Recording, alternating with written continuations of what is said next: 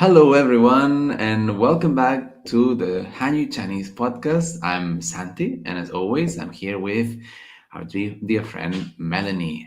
你好, Melanie. 你好，大家好 Hey everyone.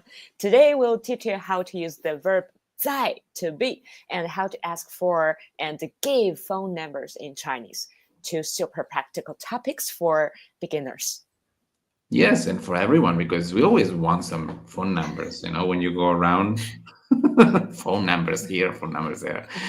Very good. But it's true that lately we don't really ask for phone numbers. We use social media more often than not. And so we'll talk a little bit about WeChat, about this app and how it's used to exchange numbers or to exchange contacts, but also for many other things like paying in supermarkets and other things. We will talk about how China is really in the living in the future for these things. They have they're able to pay with their palm, with their face. So we would discuss a little bit about the situation in China and how it's becoming really a futuristic country. What Yeah, else? and stick around for a fun question at the end and some homework that lets you get creative with 在. So let's get started. Very good. So let's start, and we will start with verb 在 and also phone numbers. Very good. So let's see this because the verb 在 is very very useful. I've seen that it is in many different ways. What does it mean 在, the verb 在, Melanie? 在 means to be in a place. Because of course there is the verb to be, like I am a doctor, which is 是. Well, actually, in that sentence, you would delete the verb 是 because you don't say I am a doctor. You say 对对，我 say 我是医生，对对，我是医生. But to Good. be in a place is a different thing in English. In Chinese, in English, it's the same verb, but in Chinese, it's two different verbs. So to be in a place is 在. For example, we have two examples here. Melanie, can you please tell us some examples with the verb 在, as Yeah. in to be in a place? So as we can see, the structure is really simple. So subject plus 在 plus location. So first one, 我在家, I 在 to be at, 家 home. 我在家 I'm at home. Okay, very good. So in this case, it's I verb and the location. And there is another example that we have, which, for example, is 我在学校. I am at school. I am at school is 我在学校. So it's very simple. Subject 我、你、他、我们、你们、他们 or whoever. Verb 在, which is the verb to be in a place, and then the location 家、学校、医院, etc., etc. So Very good. good. However, is it that simple? Right? It's Oh. always like that. So for advanced learners, 在 can also describe actions taking place in a location. So to do this, you should add a verb after the location phrase. For example, 我在学校跑步 我在学校学习 sorry 我在学校学习 I study at school. Very good. So in this case, 在, it's not working as a verb, it's more working like a preposition. Yes. This is a bit sounds complicated. So what we mean is when there is another verb in the sentence, like here, 学习, study, 在 doesn't mean to be in a place, but it's just like at. So I at 学校, so at school, 学习, study. So preposition at, location, and 学习, the verb.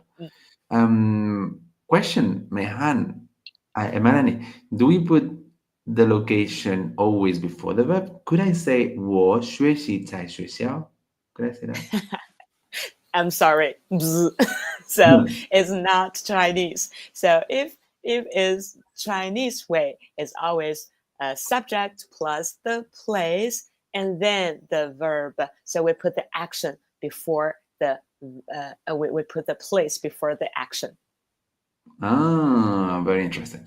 So every time we want to say something that is happening in a place, the place goes before the verb. Very good. Perfect. We will look at it further in some minutes. But now let's go and see the next section, which is we will talk about asking for phone numbers. How do we ask for a phone number in Chinese? How do we do it, Melanie?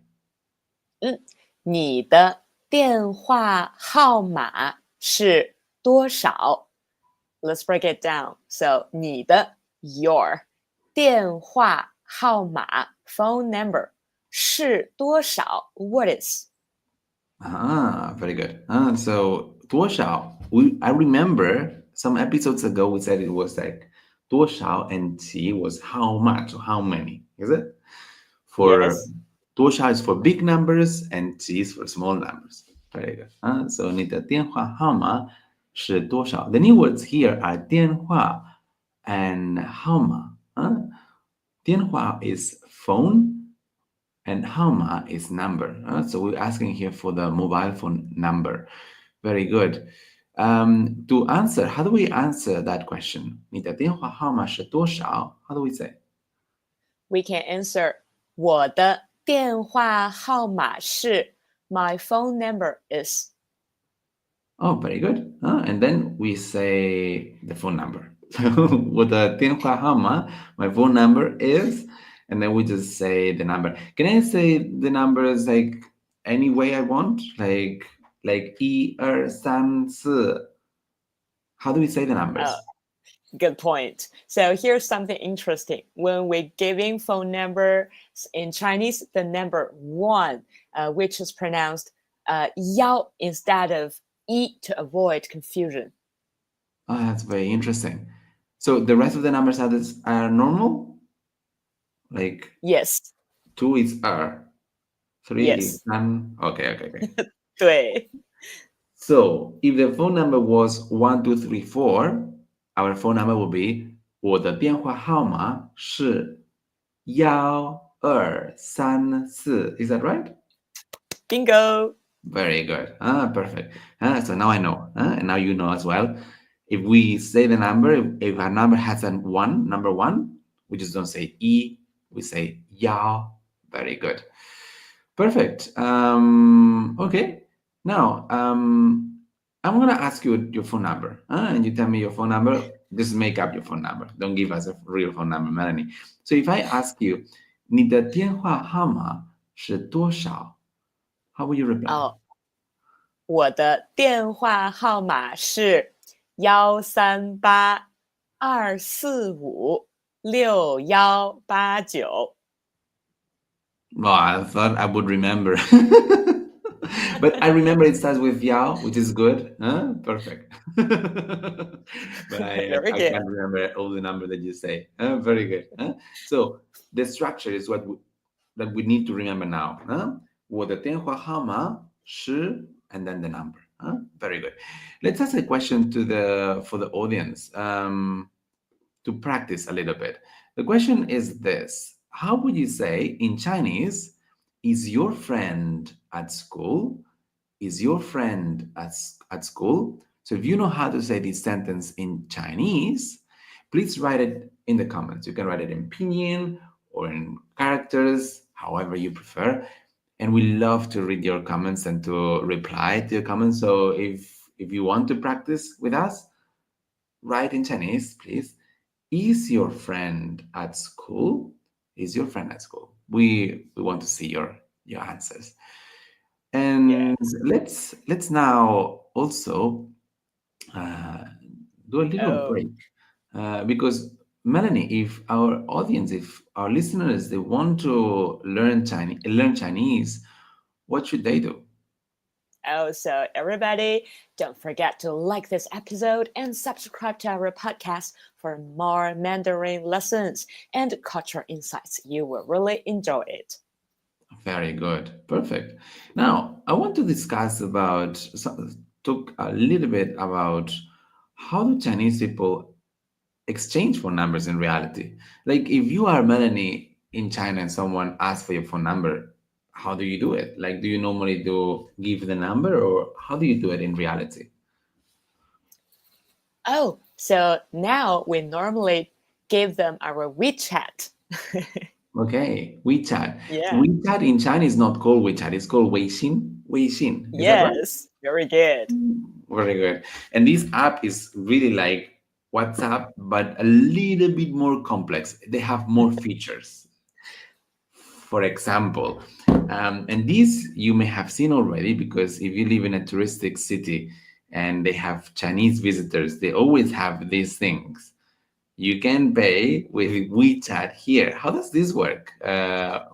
Melanie, what is this? You can pay with WeChat Pay. What is this? Yeah, so you can use your WeChat and to scan the QR code and then you can pay. Oh, okay, very good. And this is not the only option. I've heard also of Alipay. Alipay. How do you say Alipay in Chinese? Alipay. Oh, Alipay, 支付宝. 支付宝. Good. Does it work the same way? Oh, 支付宝 yes. in Weixin? And yeah, and even you can pay with you can scan your face or your palm. Oh man, that's amazing. I've seen these some pictures here. If you're watching us on YouTube or Twitch or LinkedIn, you this does this work? Have you tried that in China? Have you paid with a pound before? This one I haven't tried yet, but I scan my faces all the time. You scan your face all the time, but Yes. not to pay. To Yeah. pay as well. Yes. Oh man, this reminds me of that movie Minority Report, that everybody likes is scanning their face all the time. It's like an old science fiction movie. Yeah. So you scanning your face all the time in China. That's Yeah. that's what you have experienced. That's very funny. So people go to shops and they scan their palm, and that is how they pay, because they WeChat knows your palm and your face and your everything. That's very interesting. Yeah. Is it very safe, like privacy wise? Are Chinese people concerned about their privacy, or it's not a big thing in China? Like they don't Oh, care. that is a good question. We should have to, but actually, as everybody do it and so convenient, so we're kind of don't really care about that. Very good. Because the pros are so good and so convenient that who cares about privacy or things like that? That is very interesting. Exactly. Very good. And so people are not that concerned. Here in Europe, people are very concerned about privacy, but I think, well, you need to give away some liberty, some freedoms. There is also more things that really show China living in the future, which is they have lots of autonomous vehicles. I've seen um, lots of cars that are self-driven. Is that true? Have you seen some of those? Yes. They already test that in some cities. We call them driverless taxis and buses. That's very interesting. I've seen lots of videos of those in like accidents as well, because when you test things, then it's normal that doesn't work. And also, I've seen lots of deliveries made by drones in China. It's very common, more common than here, to have things delivered by drones instead of by a person, which is also very, very, very interesting. It shows how people are really um, having a more convenient lifestyle. Huh? Very good.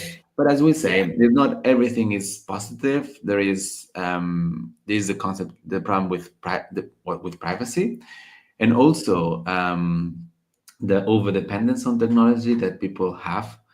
I have some students living in China, and you can tell that they don't leave the house much often, because everything they order food constantly on their phones, so they're constantly at home. They don't go out, which is That's true. That's the convenient. But problem.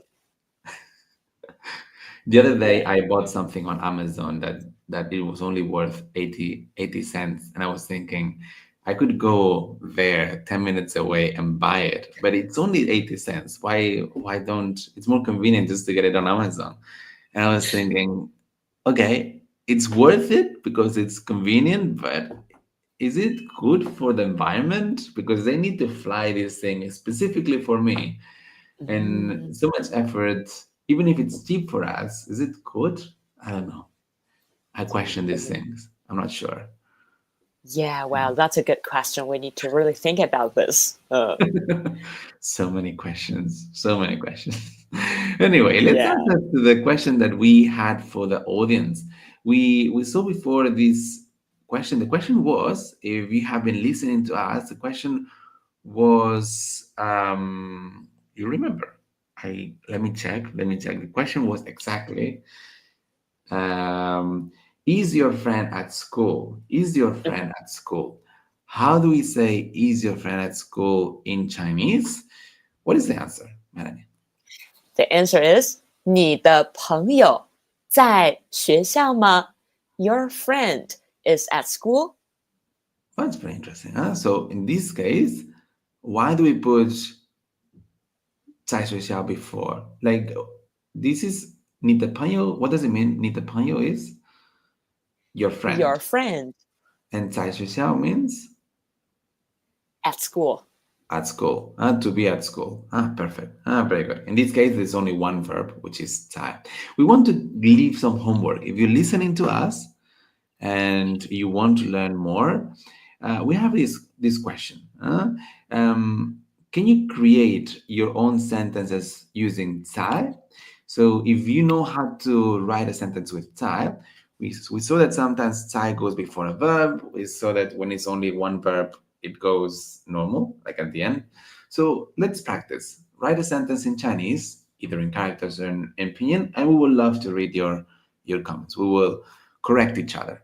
Very good. We're looking forward to reading people's comments. Very good. What did we learn today, Melanie? Let's do a little recap, review.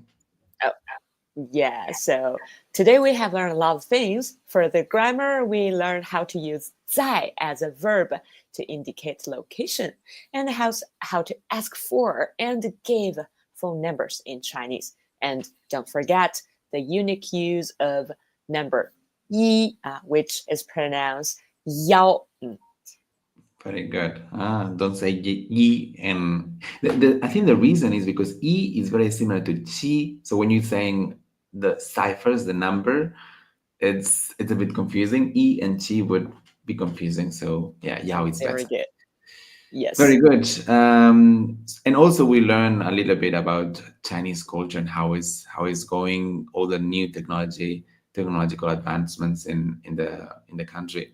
Next week, we will learn about the days of the week and the names of the months, which in Chinese is the number of the months. We will see how they say January, February, March. Very, very simple, but very, very interesting. Perfect. I'm looking forward for that as well. And also, Me too. if our listeners want to study Chinese, what should they do? Melanie. So everybody, welcome to visit our website, hanyu-chineseschool.com, to book a free trial class and start learning Chinese with the best teachers. Very good. And we have different programs that adapt to your needs. Maybe you're a person that have lots of times and you want different tools, a virtual campus, a teacher, and lots of things. But maybe you don't have much time. You just want something specifically for your needs. We adapt to your different circumstances. And we're looking forward to study with you. Remember that the first class is free and you can just try if you like it or not. And if not, you just cancel. But I'm pretty sure you will like it. Yeah, Very good. have a try. So, Melanie, I see you very, very, very soon on the next episode. And it's been a pleasure. Yeah, and we'll see you all. 我很高兴和你一起学习韩语. Very happy Me to too. study Chinese with you. Very good. See you next time. Goodbye, everyone. See you, everyone.